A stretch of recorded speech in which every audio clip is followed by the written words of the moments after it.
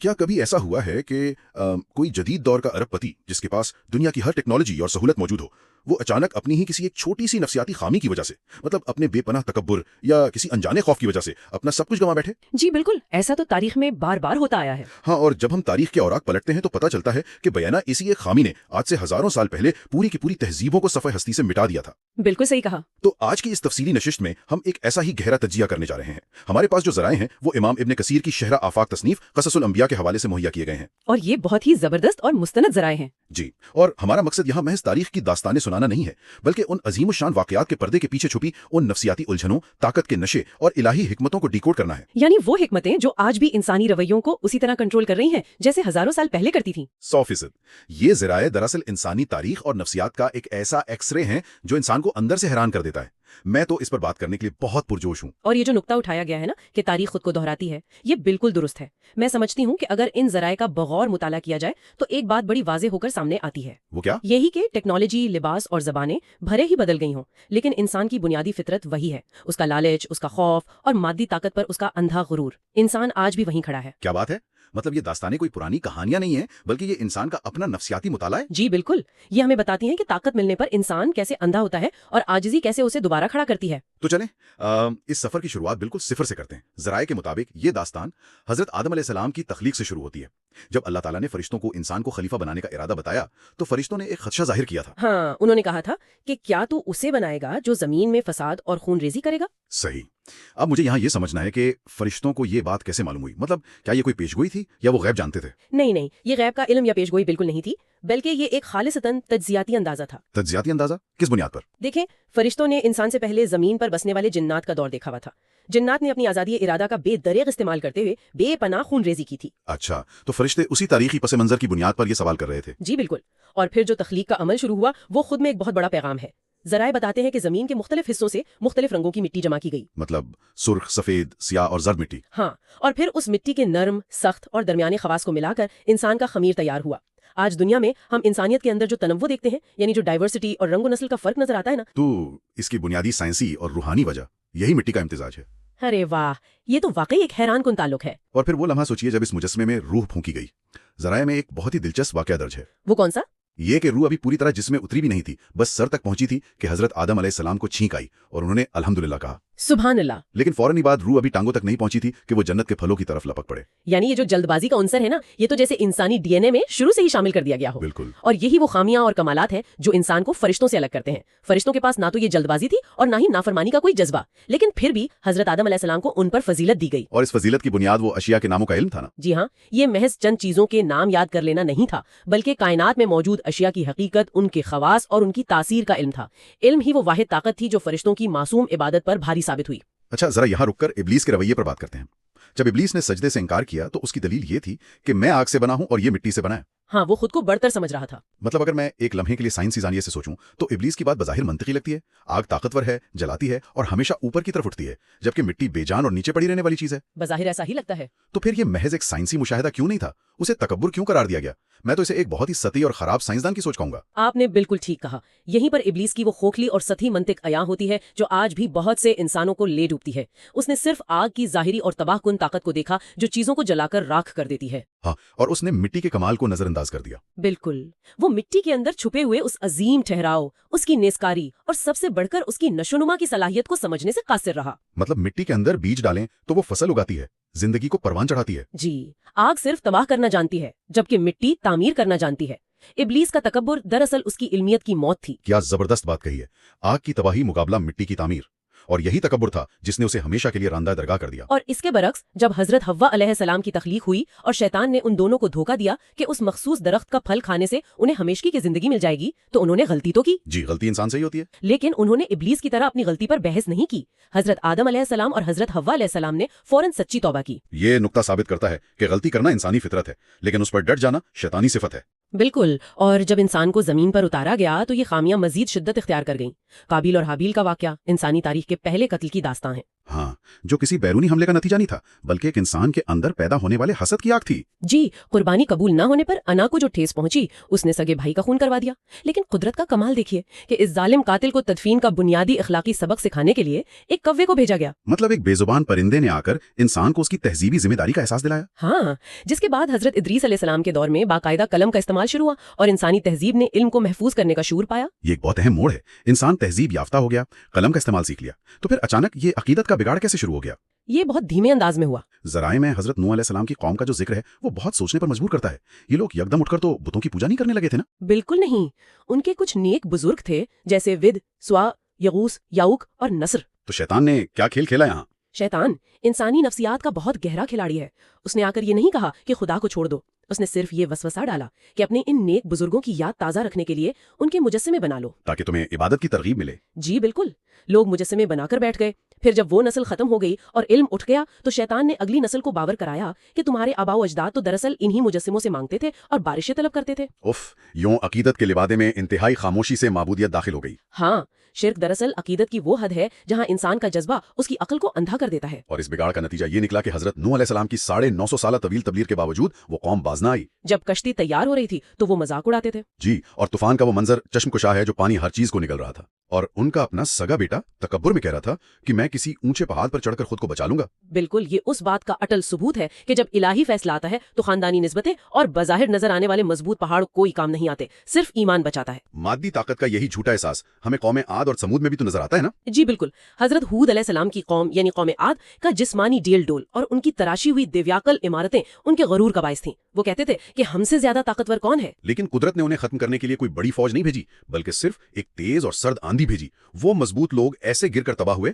जैसे खजूर के खोखले तने हों। और इसी तरह हजरत सालेह अलैहिस्सलाम की कौम समूद का हाल हुआ। उन्होंने चट्टान से ऊँटनी निकालने का नामुमकिन मुतालबा किया। और जब मौजज़ा जाहिर हो गया और ऊँटनी के पानी पीने का निजाम बन गया, तो फिर क्या किया उन्होंने? माशरे के कुछ शरीर नौजवानों ने एक बूढ़ी और एक जवान औरत की साजिश में आकर इस बेजुबान ऊँटनी का कत्ल कर दिया। और नतीजा एक हैबतनाक चिंगाड़ और जलजले की सूरत में निकला, जिसने उनकी सारी टेक्नोलॉजी और मजबूत घर मिटा दिए। यहाँ ये समझना बहुत जरूरी है कि मादी वसाइल, चाहे वो पहाड़ तराशने की टेक्नोलॉजी हो या आज का जदीद इंफ्रास्ट्रक्चर, इंसान को ये झूठा एहसास दिलाते हैं कि वो मौत और एहतिसाब से बालातर है। जबकि कुदरत के सामने ये सारी टेक्नोलॉजी एक पल में रेत का ढेर बन जाती है। बिल्कुल। तो जब मादी ताकत और आंखों देखे मौजज़े भी इंसान को राह रास्त पर ना रख सके, तो क्या फिर फिक्री इस्तिदलाल की जरूरत पेश आई? क्योंकि हम हजरत इब्राहिम अलैहिस्सलाम की जिंदगी को देखते हैं तो वो खालिसतन मंतिक और इस्तिदलाल पर खड़ी है। जी हाँ, आपने बिल्कुल वजह फरमाया। हजरत इब्राहिम अलैहिस्सलाम ने कौम की अंधी अकीदत को तोड़ने के लिए फिक्री इस्तिदलाल का सहारा लिया। मतलब सितारों, चांद और सूरज के गुरूब होने से तौहीद का मंतकी इस्तिदलाल पेश किया। बिल्कुल, उन्होंने साबित किया कि जो चीज जवाल पजीर हो, जो खुद किसी कानून की पाबंद हो, वो खुदा नहीं हो सकती। और फिर वो मशहूर वाकया याद करें जब उन्होंने तमाम बुतों को तोड़कर कुल्हाड़ा सबसे बड़े बुत के गले में डाल दिया। ये तो कोई जज्बाती अमल नहीं था, बल्कि एक गहरी नफ्सियाती ज़र्ब थी, ताकि कौम खुद सोचे कि जो बुत अपने आप को नहीं बचा सका वो उनकी मुश्किलें कैसे हल करेगा। और इसी जुर्रत का नतीजा था कि उन्हें इस अजीम शान आग में फेंक दिया गया। और आग में हजरत जिब्राइल अलैहिस्सलाम की पेशकश पर उनका वो तारीखी जुमला कि मेरे लिए मेरा अल्लाह काफी है, ये तो तवक्कुल की आखिरी हद है। और फिर आग का उनके लिए ठंडा और सलामती वाला बन जाना दुनिया की तमाम फिजिक्स और केमिस्ट्री के कवानीन को हैरान कर देता है। बेशक। फिर उनकी हिजरत का सफर आता है, जहां एक जालिम बादशाह हजरत सारा अलैहिस्सलाम की तरफ बुरे इरादे से बढ़ता है तो उसका हाथ मफलूज हो जाता है। जी, और यहीं से बीबी हाजरा अलैहिस्सलाम उनके हमरा होती हैं।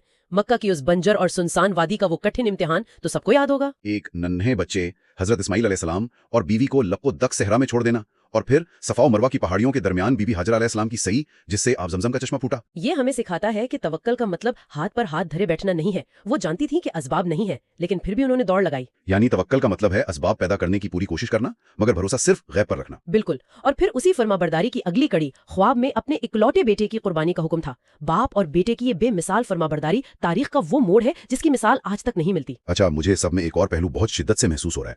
अगर हम सोचें उन जलीलुल कदर अंबिया की जिंदगियों के बारे में, चाहे वो हजरत इब्राहिम अलैहिस्सलाम हो, हजरत याकूब अलैहिस्सलाम हो या हजरत यूसुफ अलैहिस्सलाम। जी जी बताएं। उनकी जिंदगी की सबसे कड़ी और तकलीफदेह आजमाइशें किसी बैरूनी दुश्मन या फिरौन की तरफ से नहीं आई, बल्कि उनके अपने घर के अंदर से आई, उनके अपने खूनी रिश्तों से। हाँ, भाइयों का वो हसद देखें। ख्वाब छुपाने की सख्त नसीहत के बावजूद भाइयों का साजिश करके हजरत यूसुफ अलैहिस्सलाम को कुएं में फेंक देना। तो हम ये कह सकते हैं ना कि जब अपना घर ही आजमाइश बन जाए तो इंसान के नजरियात का असल इम्तिहान वहीं होता है। आपने बिल्कुल दुरुस्त और बहुत गहरी बात की है। अपनों की तरफ से मिलने वाला धोखा इंसान को नफ्सियाती तौर पर तोड़ देता है। हजरत याकूब अलैहिस्सलाम का सब्र जमील इसकी शानदार मिसाल है। और फिर हजरत यूसुफ अलैहिस्सलाम की जिंदगी की परतें देखें, कुएं से निकलकर गुलामी, फिर अजीज मिस्र का महल, और महल में जुलेखा की आजमाइश जब कमीज पीछे से फटी। जी, इससे साबित हो गया कि वो बुराई से भाग रहे थे, लेकिन फिर भी उन्हें कैद खाने में डाल दिया गया। और उन्होंने बुराई पर कैद खाने को तरजीह दी। और फिर बादशाह के उस ख्वाब की ताबीर जिसमें 7 मोटी गायें 7 कमजोर गायों को खा रही थीं, जिसके बाद वो मिस्र के खजानों के मुख्तार बन गए। और सबसे बड़ा कमाल तो उस दास्तान के आखिर में है, जब वो सारे भाई शर्मिंदा होकर सामने खड़े थे। अगर कोई आम इंसान होता तो इंतकाम लेता, लेकिन हजरत यूसुफ अलैहिस्सलाम ने एक ऐसा अजीमुशान माफी का ऐलान किया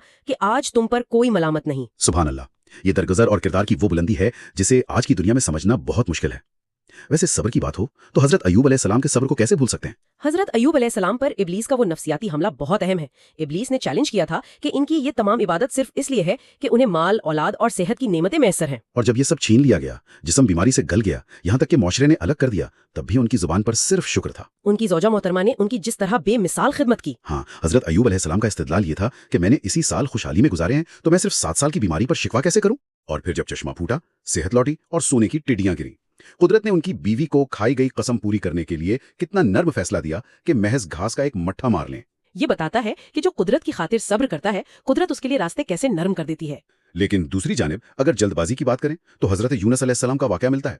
उन्होंने बगैर इजाजत हिजरत कर ली थी। जी, जिसका नतीजा ये निकला कि उन्हें मछली के पेट में 3 तारीकियों के अंदर कैद होना पड़ा और तौबा करनी पड़ी।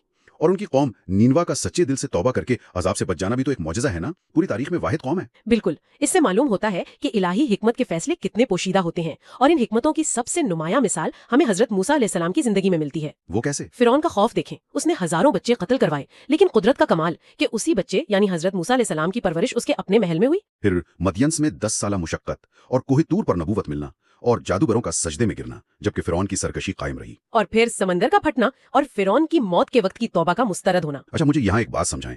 समंदर का फटना एक ऐसा मौजज़ा है जिसने सारे उसूल तोड़ दिए। बनी इसराइल ने ये देखा, लेकिन पार करते ही बछड़े की पूजा शुरू कर दी, गाय ज़िबा करने पर बहस करने लगे। इतना बड़ा मौजज़ा देखने के बाद कोई कौम इतनी जल्दी कैसे भटक सकती है? ये बहुत जबरदस्त सवाल है। जराए में जो वजाहत है वो दरअसल नफ्सियात से जुड़ी है। उसे गुलामाना ज़हनियत कहते हैं। मतलब स्लेव मेंटालिटी? जी, बनी इसराइल ने सदियां फिरौन की बदतरीन गुलामी में गुजारी थी।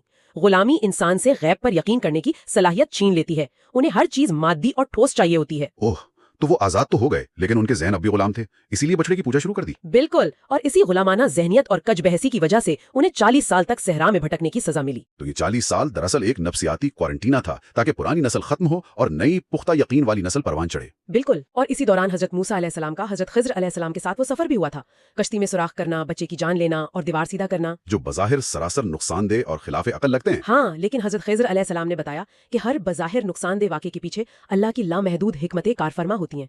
इंसान का महदूद इल्म उसे नहीं समझ सकता। बिल्कुल इसी तरह जैसे हजरत तालूत की फौज का दरिया से पानी पीने का इम्तिहान, जो जिस्मानी ताकत का नहीं बल्कि ज़ब्त नफ्स की आजमाइश थी। जी, और हजरत दाऊद अलैहिस्सलाम का बगैर ज़िरा के महज एक गलील से जालूत का खात्मा करना, 2 फरिश्तों के जरिए यानी 99 भेड़ों के वाक़े से मुनसिफ बनने की अजीम हिकमत सीखना। और फिर हजरत सुलेमान अलैहिस्सलाम का हैरत अंगेज दौर आता है। बेपनाह ताकत, हवाओं और जिन्नात पर कंट्रोल, लेकिन इंतहा की आजिज़ी, एक चींटी की आवाज़ पर अजीम लश्कर का रुक जाना और मुस्कुराना। जी, ये आजिज़ी का कमाल है। और मलका बल्कीस का तख्त पलक छपकने में आना, इल्म किताब की ताकत बमुकाबले जिन्नात की ताकत। तो उनकी वफात का वाकया भी तो जिन्नात के गुरूर को तोड़ता है ना, जब वो लकड़ी के सहारे खड़े रहे और दीमक लगने तक जिन्नात मशक्कत करते रहे। बिल्कुल, उसने जिन्नात के गैबदान होने के दावे को बातिल कर दिया। अगर वो गैब जानते तो मुर्दा इंसान के खौफ से मशक्कत ना करते। और हजरत उज़ैर अलैहिस्सलाम की 100 साला मौत का वाकया, खुराक का ताज़ा रहना और गधे का हड्डियों से दोबारा जिंदा होना, लेकिन जहालत में लोगों ने उन्हें अल्लाह का बेटा करार दे दिया। ये इंसान की जहालत और इंतहा पसंदी है, जो हमें हजरत जकरिया, याहिया और हजरत ईसा अलैहिस्सलाम के दौर में भी नजर आती है। हाँ, बुढ़ापे में हजरत जकरिया अलैहिस्सलाम की दुआ और 3 दिन की खामोशी का इशारा, हजरत याहिया अलैहिस्सलाम का ज़ुहद और एक जालिम हुक्मरान की हौस की भेंट चढ़कर शहादत, फिर हजरत मरियम अलैहिस्सलाम की पाकीज़गी, खजूर के सूखे तने का मौजिज़ा और हजरत ईसा अलैहिस्सलाम का गहवारे में कलाम करना, और मुर्दों को जिंदा करना, आसमान से मायदा उतरना। लेकिन उनके अंजाम के हवाले से ज़राए क्या कहते हैं? माहिराना राय दीजिए। ज़राए के हवाले से इंतहाई वाज़े और दो टोक अंदाज में बताना चाहती हूँ कि हजरत ईसा अलैहिस्सलाम ना तो सूली चढ़ाए गए और ना ही कत्ल हुए, बल्कि अल्लाह पाक ने उन्हें जिंदा आसमानों पर उठा लिया और किसी और शख्स पर उनकी शबीह डाल दी गई। बेशक, और गुफ्तगू को कमाल की तरफ ले जाते हुए अब हम सैयदुल अंबिया खातमुन नबीयीन हजरत मोहम्मद सल्लल्लाहु अलैहि वसल्लम की हयात तय्यबा पर रोशनी डालते हैं। सुभान अल्लाह। यतीमी में परवरिश, बहीरा राहिब की पेशगोई, मक्का में अल सादिक और अल अमीन के अलकाबात, हजर अस्वद का तनाज़ा और आप सल्लल्लाहु अलैहि वसल्लम की बेमिसाल हिकमत जिसने खून रेजी को रोका, जी। और गारे हिरा में नुज़ूल वही, ताइफ में पथराओं के बाद भी बद्दुआ न करना और मेराज का अजीम सफर। मदनी दौर में मुवाखात यानी भाईचारे का लासानी माशी और समाजी निज़ाम, ग़ज़वा बदर की फतह और कैदियों से हुस्न सुलूक, احد اور خندق میں استقامت اور صلح حدیبیہ کی بظاہر سخت شرائط جو فتح مبین ثابت ہوئیں۔ اور پھر فتح مکہ کا وہ پرامن ترین انقلاب جہاں 350 بتوں کو توڑا گیا اور جانی دشمنوں کے لیے عام معافی کا اعلان کیا گیا۔